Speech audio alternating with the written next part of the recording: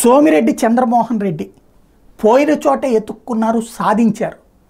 ఆయన ఓడడం ప్రారంభించి 20 ఏళ్ళు అయింది. రాష్ట్ర విభజన అప్పటి నుంచి ఆయన ఓడతానే ఉన్నారు. 2014-19 కాదు, అంతకుముందు 2 టర్మ్స్ కూడా.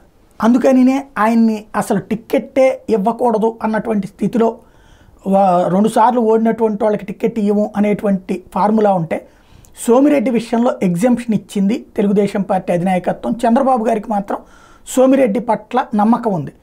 సోమిరెడ్డిని క్రిందసారి ఎమ్మెల్సీ ఇచ్చి మంత్రిగా కూడా చేశారు ఆయన. ఎందుకంటే నెల్లూరు జిల్లాలో ఉన్నటువంటి రెడ్డి, ఎస్పెషల్లీ అక్కడ పార్టీని బతికిస్తున్నటువంటి రెడ్డి సామాజిక వర్గం ఈ దఫా తెలుగుదేశం పార్టీని ఓన్ చేసుకుంది, జగన్ని తిప్పికొట్టింది. బీసీలని, తెలుగుదేశంలో ఉన్న బీసీలని లాక్కుందామని జగన్ ప్రయత్నిస్తే బీసీలు తెలుగుదేశం వైపే ఉన్నారు.